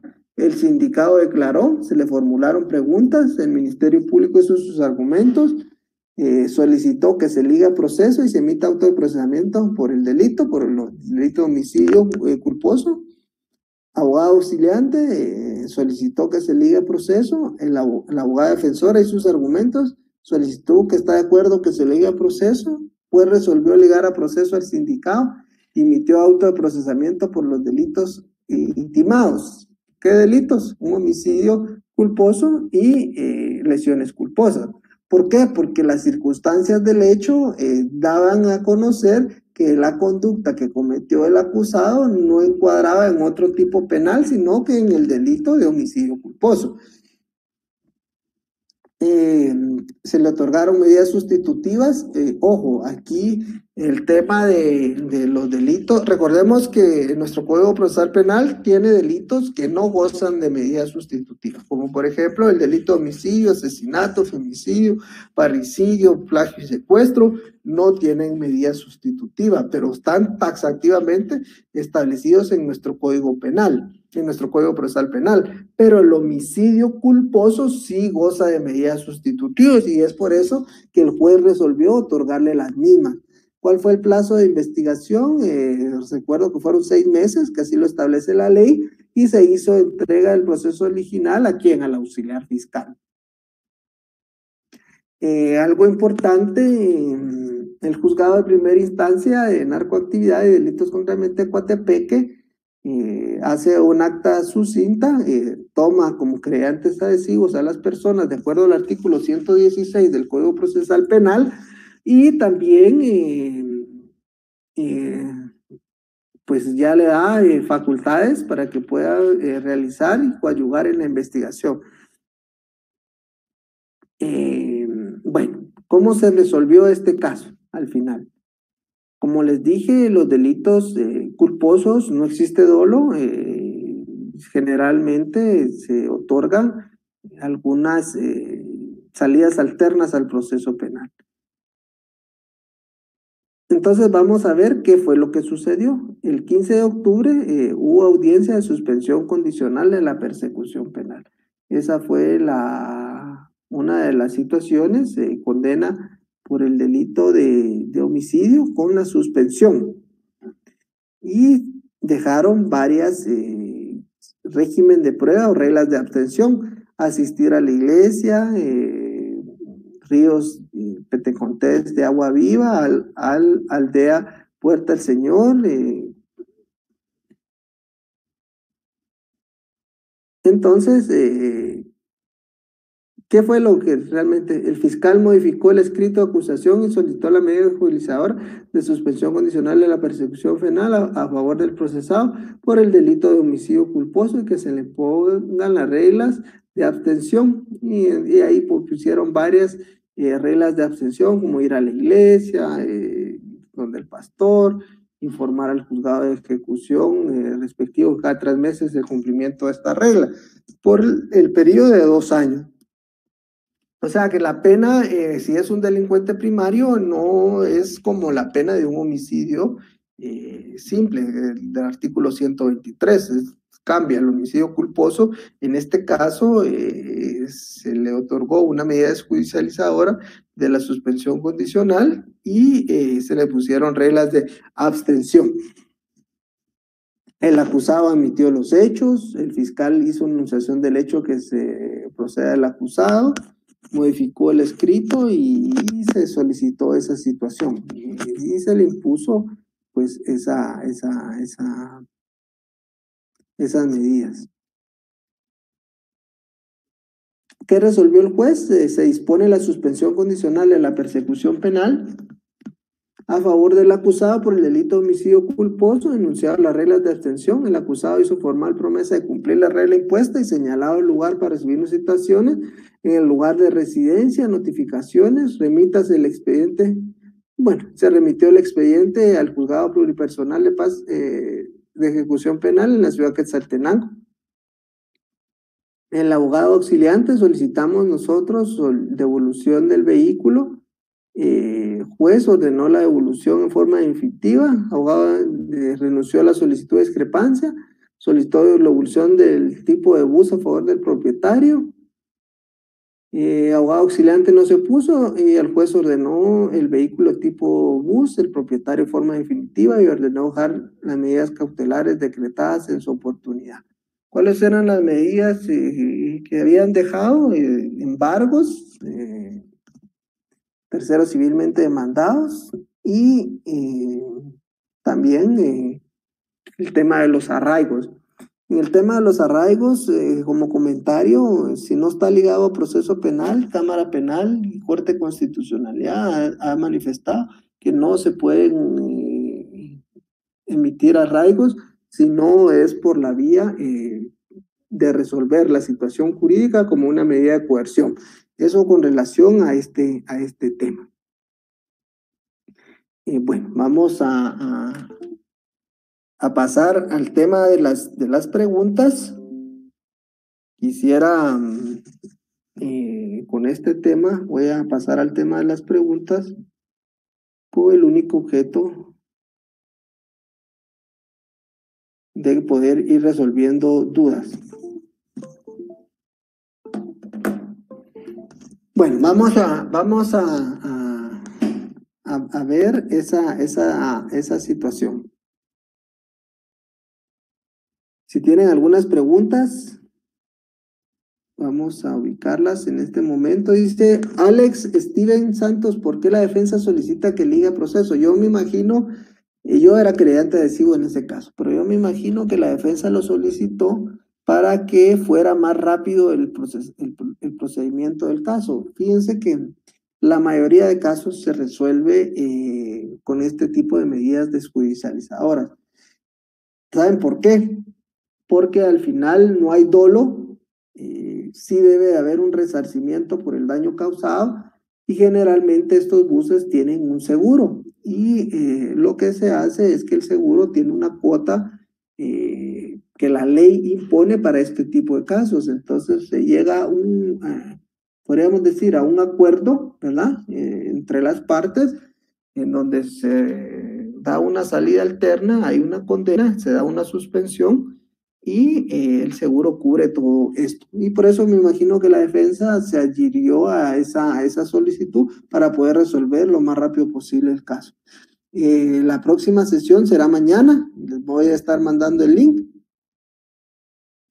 ¿Me puede explicar la diferencia entre homicidio y asesinato? Sí, efectivamente, la diferencia entre el homicidio y el asesinato es que en el asesinato hay una fase interna, que es el intercriminis, la planificación y la ejecución de dar muerte a una persona. Rudy, ¿ante quién se pide la audiencia de la Junta Conciliatoria? Se puede pedir ante el Ministerio Público en los delitos culposos. Franklin, ¿qué significa el sistema AFIS? Es un sistema de la Policía Nacional Civil en donde se encuentran los datos de las personas. Víctor, el audio está excelente, seguramente le falla la reportada, debe ser señal. Sí, si falla el internet o el sonido, es cuestión de que podamos rehabilitarlo de acuerdo a nuestro sistema.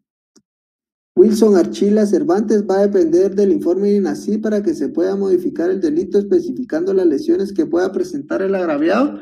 Fíjense que tenemos varios casos que yo les voy a poner aquí. Ahorita solo hemos visto uno, pero tenemos varios casos y creo que vamos a iniciar a ver el caso de un homicidio preterintencional. Dependiendo de lo que diga el Instituto Nacional de Ciencias Forenses, puede hacer que se pueda determinar si existe un homicidio en grado de tentativa o un homicidio culposo en grado de tentativa, dependiendo lo del dictamen y las circunstancias del hecho.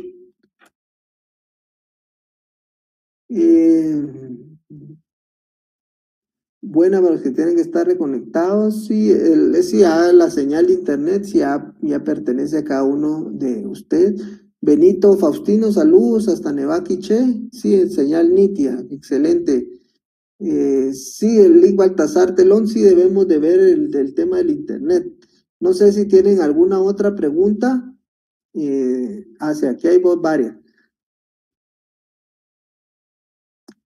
Sí, fíjese, si la menor iba en la palangana del pick-up sin mayores medidas de protección, prevención de accidentes, podría constituir un atenuante a favor del acusado del homicidio culposo.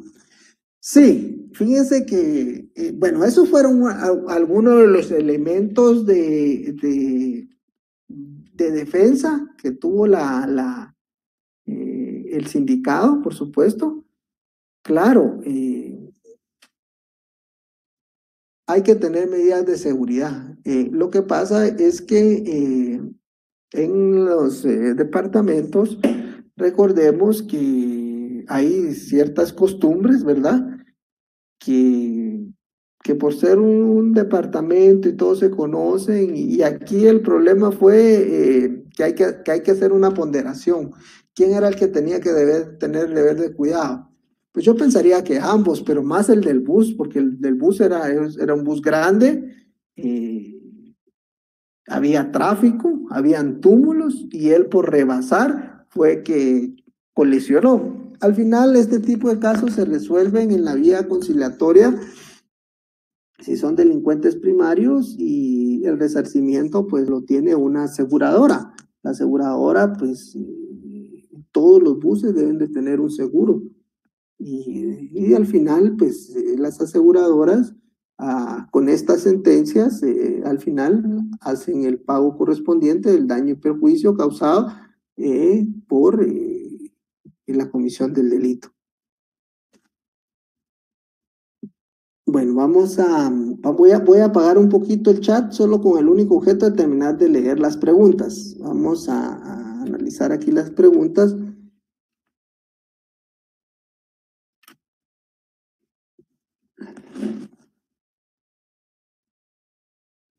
Si ya se otorgó una medida desjuiciadora por homicidio culposo, como abogado defensor, ¿qué puedo solicitar para que beneficie a mis clientes? Pues el cumplimiento nada más de esa medida desjudicializadora.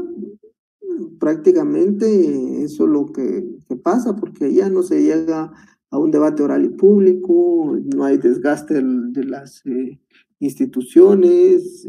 Bueno, creo que sí se cometió el hecho delictivo, y esta es una buena salida que beneficia a sus clientes. Dice Ingrid, en caso de homicidio culposo, ¿cuál es el momento en que cubre el seguro? Y en caso no quisiera cubrirlo, ¿qué procedimiento se siguiera si fallece el piloto y el copiloto y no hay sindicado? Híjole, creo que lo que se sigue, si no hay sindicado, pensaría yo llamar a reflexión al órgano rector del seguro en unas juntas conciliatorias. Yo he arreglado varios casos en juntas conciliatorias sin llegar a cuestiones judiciales. Sí me ha pasado en el tema de, por ejemplo, que sí no está el sindicado y los dueños fallecieron. Por ejemplo, en unos juegos mecánicos, una niña se sube a una rueda de Chicago, y esa rueda de Chicago se zafa, ¿verdad? O sea, el vagoncito donde iba ella cae, y pues hubo una reconstrucción total de su carita, y el dueño de los juegos mecánicos fallece, y el sindicado pues era el que manejaba las máquinas, pero estaba un poco complicado porque realmente no hizo nada, sino que las máquinas las tenía que verificar otra persona, y o sea, no llegamos a ninguna cuestión, pero sí tenía seguro, llegamos a un acuerdo y se otorgó ese pago por esas lesiones.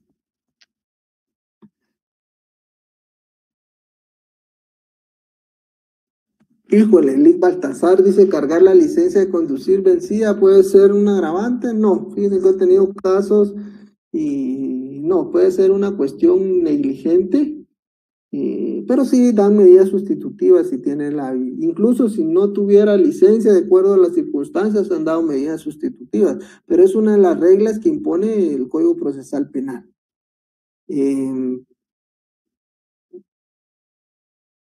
Sí, ¿cómo se dictaminan las lesiones culposas y no lesiones leves? Bueno, si son lesiones leves, bueno, vamos a ver el tema de las lesiones también en la próxima clase, que hay parámetros, y en las lesiones culposas, pues no importa si es culposa, no importa que sea gravísima, grave, leve. Eso es lo que yo he visto en algunos casos, pero vamos a ir analizando en la próxima clase.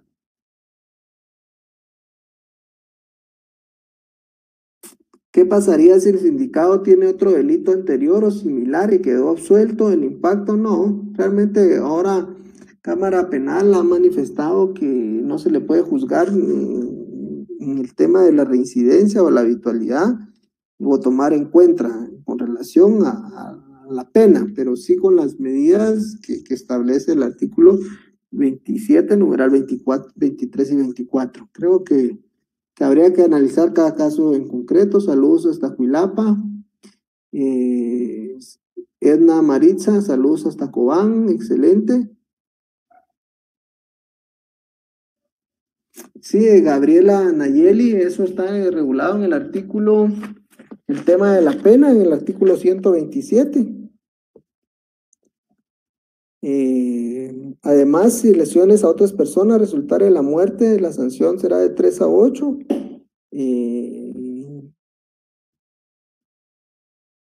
Perdón, si el delito fuere causado por pilotos de transporte colectivo es de 10 a 15, perdón, es de 3 a 8 si son varias personas y si es transporte de 10 a 15 años. Voy a aprender otra vez el chat para ver si podemos hacer más preguntas. Si tienen ustedes más preguntas, pues las vamos contestando. Ya lo abrí. Apagué únicamente el chat con el único objeto de no perderme las preguntas porque sí hay varias.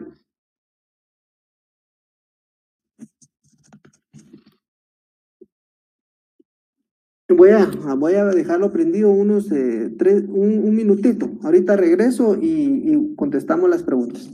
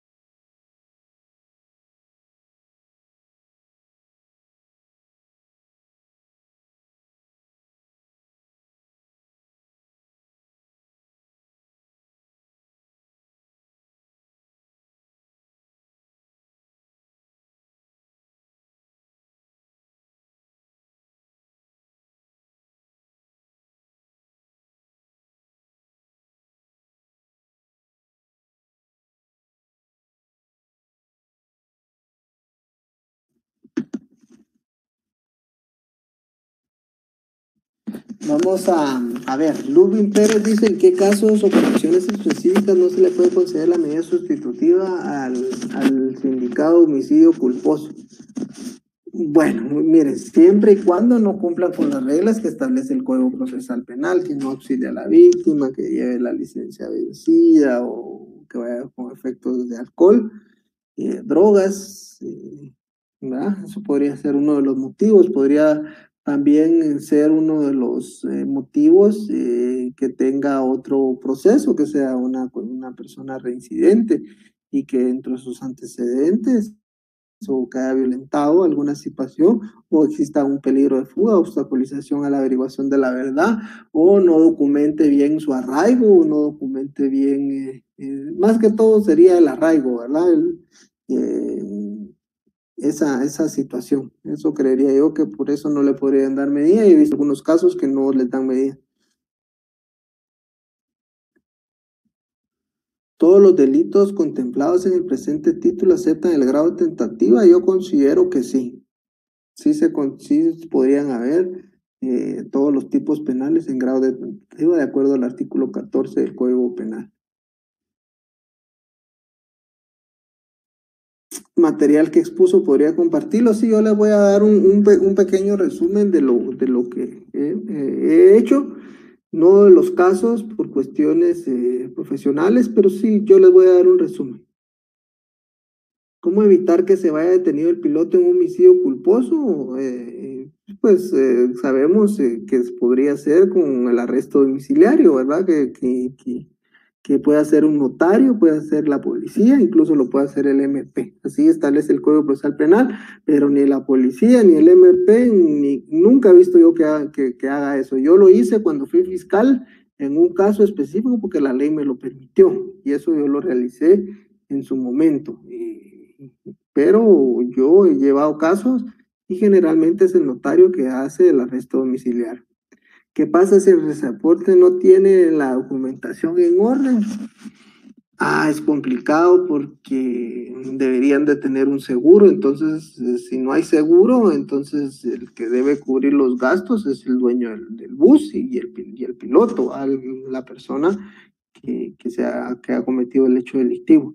Pero si no está en orden el bus, podría ser que no se lo devuelvan, que incluso al bus, yo he embargado buses, ¿va? Cuando no hay una aseguradora, yo he embargado los buses a los dueños de los pilotos por no tener el seguro. Y al final, en reparación digna, me han dado los buses, ¿va? Para resarcirnos en el tema de los agraviados de esa señal.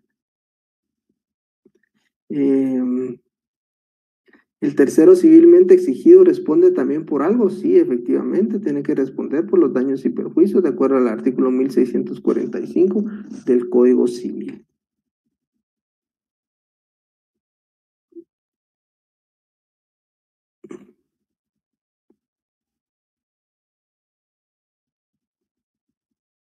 Sí, dice Rudy Mauricio Aguilar, no entiendo la intención del delito de homicidio culposo en grado de tentativa.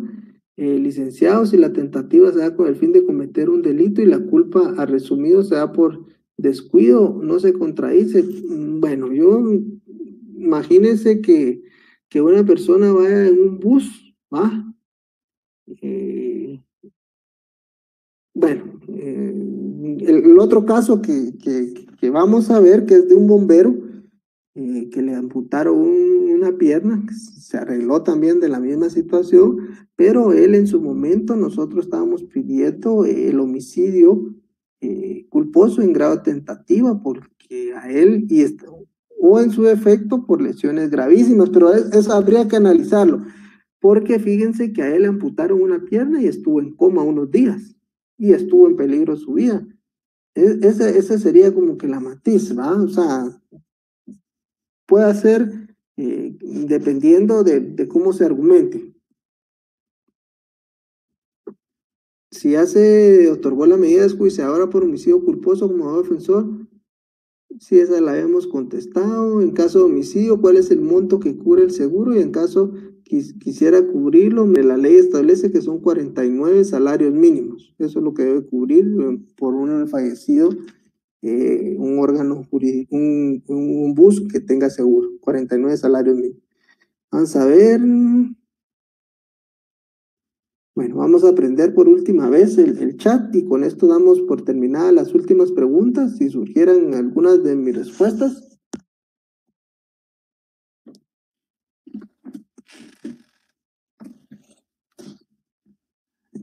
Si no, pues damos por terminada esta charla y la próxima fecha es mañana a las 7:30 de la noche. Y vamos a ver otro caso. O sea, ahorita esta clase, la de mañana y la del domingo, son de puros casos teóricos y prácticos.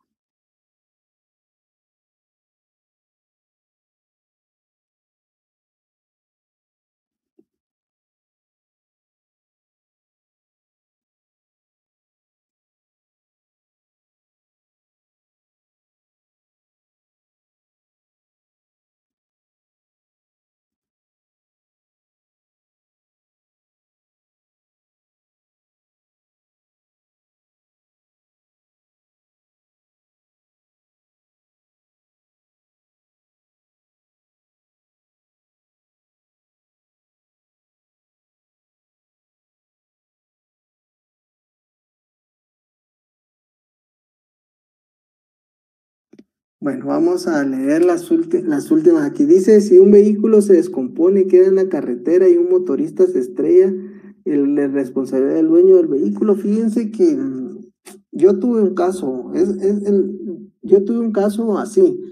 Estaba un vehículo estacionado porque se había averiado en la orilla de la carretera, pero no tenía luces. Y el motorista iba, pues, y era de noche y no lo vio y se fue a estrellar en la parte de atrás y quedó lesionado y sí fue procesado por lesiones culposas ese tema.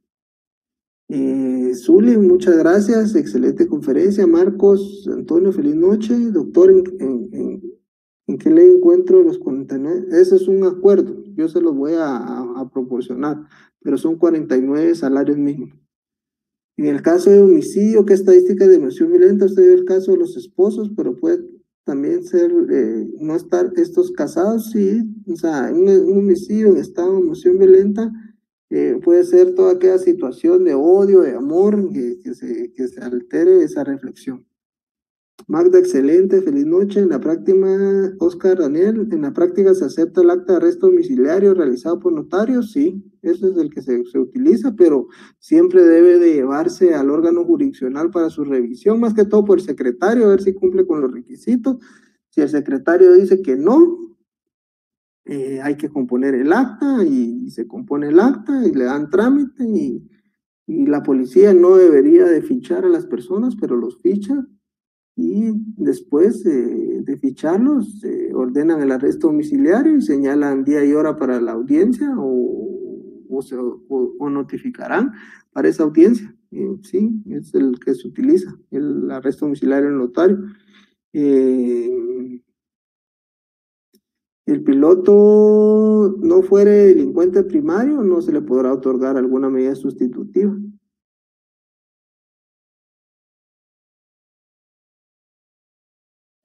Sí, el Helvin Saúl, sí, el artículo de homicidio culposo es el, es el artículo 127.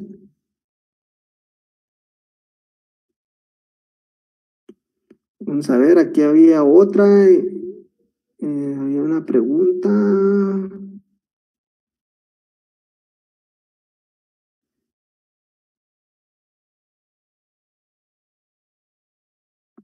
Bueno, sí, con relación al tema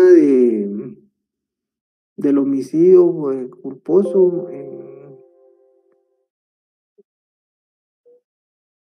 en caso de homicidio culposo, ¿cuál es el monto que cubre el seguro? Y en caso no quisiera cubrirlo, ¿qué procedimiento? Sí, lo que habíamos platicado, los 49 salarios mínimos. Y dependiendo, si los seguros se manejan a través de las resoluciones judiciales.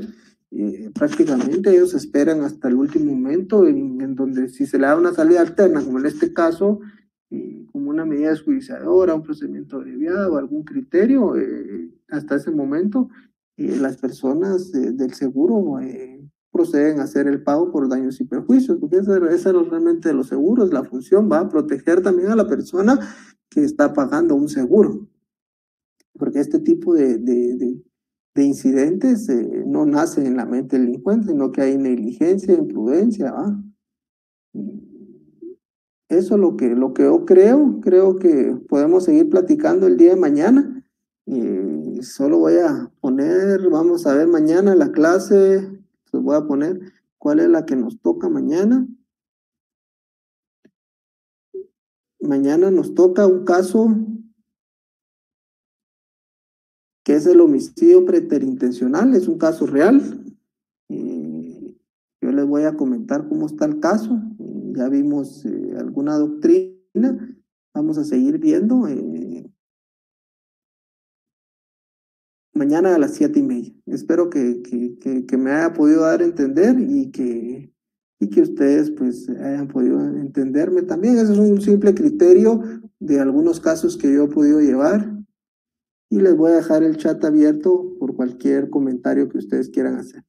Que pasen una feliz noche, que Dios me los bendiga.